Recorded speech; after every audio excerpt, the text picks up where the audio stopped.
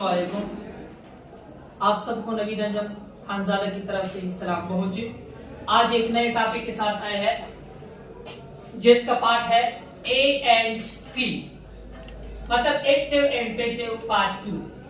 इसमें हम करेंगे active and passive of present and definite tense, negative and interrogative.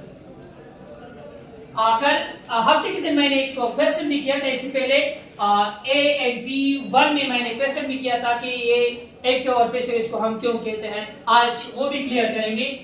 आते हैं अपने टॉपिक की तरफ बगैर आपका वक्त जाया करते हुए। सबसे पहले हम करेंगे एक्टिव।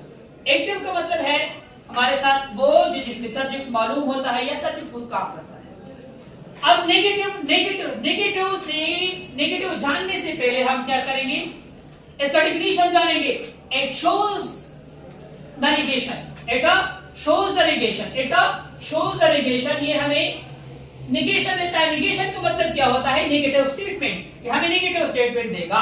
अब चूंकि प्रेजेंट इंडेफिनिट टेंस है, प्रेजेंट इंडेफिनिट टेंस में दो ही एक हेल्पिंग वर्ब लगेगा, to do helping verb, to do helping verb, to do helping verb. To do helping verb में हमारे साथ क्या है? डज और डू है। अगर किसी ने क्वेश्चन आपसे कहा कि टू डू हेल्पिंग वर्ब में कितने हेल्पिंग वर्ब है, तो आप उसको क्या जवाब दोगे? आप कहोगे कि डू एंड डज है। नहीं, डू एंड डज नहीं। आज वो भी साबित करेंगे कि इसमें कितने हेल्पिंग वर्ब है। इसमें हमारे साथ सिर्फ और सिर्फ एक ही हेल्पिंग वर्ब है जिसको हम डू हेल्पिंग वर्ब कहते हैं।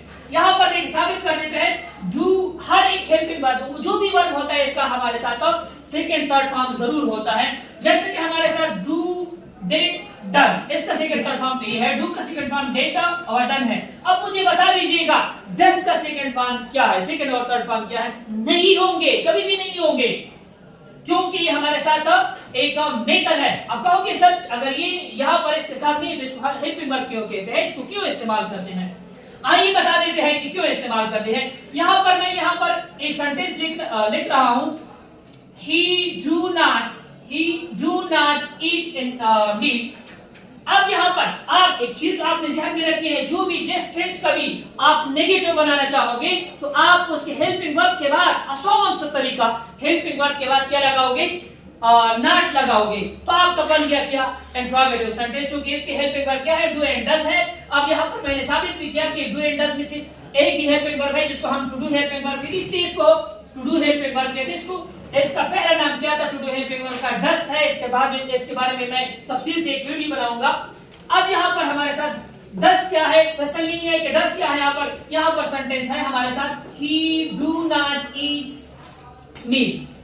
अब आपका क्वेश्चन ये होगा कि सर आपका सेंटेंस ही गलत है। हाँ, मैंने सेंटेंस खुद ही गलत लिखा है, क्योंकि आपकी समझ में आसानी के साथ आ जाए। क्योंकि हमारे साथ डस के साथ ही she it सिंगुलर नेम इस्तेमाल होता है, डू के साथ they you we I और प्लूरल नेम इस्तेमाल होता है। अब यहाँ पर चूंकि इस yes अब यहाँ पर इस्तेमाल करते हैं जो वर्ब हमारे साथ इस ch और I के साथ खत्म हो जाए तो उसके साथ हम yes का इजाफा करते हैं, बाकी के साथ हम इसका इजाफा कर देते हैं। अब चूंकि हमारे साथ यहाँ पर डू जो है ये ओ से खत्म हो गया है, तो इसके साथ ये ईट्स में जो हमारे साथ इस है ये इसके साथ हम डू के साथ लगाएंगे, तो इसे बन जाएगा क्या? हमारे साथ हेल्पिंग वर्ब, जिसको अब हेल्पिंग वर्ब क्यों इसको कहते हैं? फिर आपका क्वेश्चन ये होगा कि हेल्पिंग वर्ब इसको क्यों कहते हैं? क्योंकि ये बना हुआ है डू से पहले ही हमारे साथ, क्योंकि वहां पर का इजाफा हमने वर्ब के साथ किया था, मेन वर्ब के साथ, वो हम लेकर आए इसके साथ डू के साथ हमने वो मिला लिया, तो इसके साथ तो इससे बन गया डज।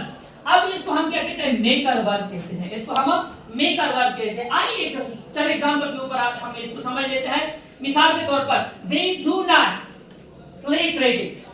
अब हमारे साथ एक यहाँ पर है, बहुत मालूमाती सेंटेंस है, बहुत ज्यादा आपको ये बहुत सेंटेंस जो है बहुत ज्यादा मालूमात आपको देगा। चूंकि दे हमारे साथ सब्जेक्ट है और जो हमारे साथ हेल्पिंग वर्ब है, प्ले हमारे साथ वर्ब है और क्रिकेट हमारे साथ ऑब्जेक्ट है। क्वेश्चन यही है आपके साथ कि नॉट पे क्या है? क्योंकि नॉट जो है ये नेगेशन का इस्तेमाल करता है, ये नेगेशन के लिए इस्तेमाल होता है, तो ये हमारे साथ नेगेशन हो गया। क्योंकि ये हेल्पिंग वर्ब मतलब डू के बाद ये आया है तो इसको हम एडवर्ब ऑफ नेगेशन ही कहेंगे। आइए इसको हम पैसे में चेंज कर लेते हैं। सबसे पहले पैसों में जब हम चेंजिंग करेंगे, सबसे पहले ऑब्जेक्ट को सब्जेक्ट की जगह पर लेकर आएंगे, बाद में हम सब्जेक्ट को ऑब्जेक्ट की जगह पर लेकर आएंगे। जब आप सब्जेक्ट को ऑब्जेक्ट की जगह पर लेकर जाएंगे तो उससे पहले आप क्या इस्तेमाल करोगे? वाई का इस्तेमाल करोगे।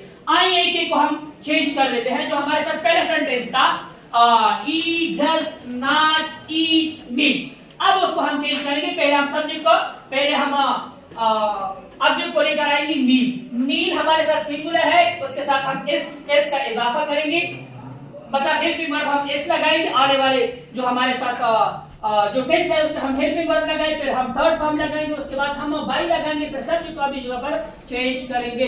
अब चेंजिंग क्या है कि हमने हेम लगाया। अगर आपने ए एंड बी का फर्स्ट वीडियो नहीं देखी है तो लास्ट में देख लीजिएगा, उसमें मैंने तफसील के साथ ये बहुत एक्सप्लेन किया है कि इसको किस तरह चेंज किया जाता है, कहाँ पर रखा जाता है। अब दूसरा हमारे साथ क्या है, चूंकि हमारे साथ पॉजिटिव सेंटेंस था, इसका नेगेटिव क्या बनेगा? मीन एज नॉट, क्योंकि मैंने कहा था हेल्पिंग वर्ब का सिर्फ नॉट लगाओ, बाकी उसी तरह ही है। अब यहाँ पर दूसरा सेंटेंस हम इस्तेमाल करेंगे, इसको इंटरोगेटिव में लेकर नेगेटिव में लेकर आएंगे। मिसाल के तौर पर they do not play cricket, इसका क्या होगा? क्रिकेट। क्रिकेट क्योंकि हमारे साथ क्या है? सब्जेक्ट है, सिंगुलर सब्जेक्ट, उसके साथ हम नॉट लगाएंगे, हेल्पिंग वर्ब इज लगाएंगे, उसके बाद हम नॉट लगाएंगे, उसके बाद हम प्ले लगाएंगे थर्ड फॉर्म, बाकी हम देखो दिन में चेंज करेंगे। अब यहाँ पर हम इंटरोगेटिव करेंगे। इंटरोगेटिव करने से पहले हम इसको सिर्फ जानेंगे कि इंटरोगेटिव क्या होता है। इंटरोगेटिव में हमेशा के लिए क्वेश्चन किया जाता है और बाद में हर इंटरोगेटिव सेंटेंस जो होता है वो साइन ऑफ इंट्रोगेशन जो है लेता है। अब यहाँ पर एक क्वेश्चन यही है कि हमारे साथ साइन ऑफ इंट्रोगेशन, इसको हम क्वेश्चन मार्क भी कहते हैं, साइन ऑफ इंट्रोगेशन भी कहते हैं। अब अगर इसको क्वेश्चन मार्क कहेंगे कब कहेंगे? अगर यहाँ पर साइन ऑफ इंट्रोगेशन कहेंगे कब कहेंगे? अगर दोनों एक है तो दोनों को एक को दो नाम क्यों दें? मुझे ये बताना कमेंट सेक्शन में कि इसको अगर हम साइन ऑफ इंट्रोगेशन कहते हैं क्यों कहते हैं, अगर क्वेश्चन मार्क कहते हैं तो क्यों कहते हैं? आपके लिए यही एक क्वेश्चन है। अब मैंने कहा था कि जब भी आप नेगेटिव बनाओगे तो आप हेल्पिंग वर्ब के बाद सीधा नॉट का इस्तेमाल करो, जो एडवर्ब ऑफ नेगेशन होता है उसका इस्तेमाल करो, आपका बन जाएगा क्या? नेगेटिव। इसी तरह इंटरोगेटिव भी है, इसी तरह इंटरोगेटिव भी है। जिसका आप इंटरोगेटिव बनाना चाहते हो तो वहां पर आप क्या करोगे? वहां पर आप साइन ऑफ वहां पर आप क्या करें? हेल्पिंग वर्ब को आगे कर दो और आगे में क्या करो? साइन ऑफ इंट्रोगेशन लगा दो, बस खत्म। अब यहां पर इस्तेमाल कर लेते हैं कि किस तरह। फॉर एग्जांपल हमारे साथ एक्टिव है डज ही ईट मील। अब इसका हम कैसे बनाएंगे? डज को हम एस में चेंज करना है, क्योंकि हमारे साथ मील जो है सिंगुलर है, is meal eaten by him. अब यहां पर हमारे साथ दूसरा सेंटेंस है the clothes are washed by her. मैंने एक क्वेश्चन भी दिया था आपको, अगर ये पैसिव है तो किस तरह पैसिव मैंने दिया था कि एक्टिव में हम हमेशा के लिए सब्जेक्ट मौजूद होता है या खुद काम करता है। ये पैसिव में जो है हमारे साथ सब चीज जो होता है या किसी दूसरे के जरिए से काम करता है या ना मालूम होता है। अब यहाँ पर देखिए the clothes are washed by him, इसमें तो है हमारे साथ सब्जेक्ट हर भी है और दी क्लॉथ्स भी है। ये किस तरह पैसिव बन गया? नहीं, ये पैसिव नहीं है, ये एक एजेंट सेंटेंस है। आज प्रूफ कर देते हैं कि एजेंट सेंटेंस किस चीज को कहते हैं। क्योंकि इसमें दी क्लॉथ्स क्या है? एजेंट है। आर जो है ये हेल्पिंग वर्ब है लेकिन एजेंट हेल्पिंग वर्ब है। यहाँ पर हमारे साथ ये थर्ड फॉर्म है लेकिन एजेंट मेन वर्ब है। यहाँ पर प्रीपोजिशन है लेकिन ये बाई प्रीपोजिशन है लेकिन ये एजेंट प्रीपोजिशन है। अब यहाँ पर हर जो है चेंज हुआ है लेकिन ये हमारे साथ एजेंट है या डू है, मतलब सारा का सारा सेंटेंस क्या है? हमारे साथ एजेंट है, इसलिए इसको एजेंट सेंटेंस के। अब एजेंट सेंटेंस किस चीज को क्या? ये हमें तरीका बताता है। अब यहाँ पर एक और एग्जांपल लिख देते हैं। हमें सजा दी जाती है। अब सजा दी जाती है कौन सा टेंस है? आपके ध्यान में होगा कि प्रेजेंट इंडेफिनिट टेंस। हाँ, आपने सही सोचा कि ये प्रेजेंट इंडेफिनिट टेंस है। अब प्रेजेंट इंडेफिनिट टेंस को किस तरह हम चेंज कर देते हैं वो तो हमने यहाँ पर किया है। तो ये सिर्फ हमें तरीका बताता है वी आर फर्निश्ड, ये हमें सिर्फ ये तरीका बताता है। तो अब इसको हम क्या कहते हैं? इसको हम पैसिव कहते हैं। ये हमारे साथ क्या है? एजेंट सेंटेंस है, हमें सिर्फ और सिर्फ तरीका बताता है, हमें तरीका बताता है। तो इसके साथ आप और आपके साथ जुड़े तमाम रिश्तों का जरूर ख्याल रखिएगा। तब तक के लिए मुझे नेवी अंजम हंजादा को इजाजत दीजिएगा। अल्लाह हाफिज।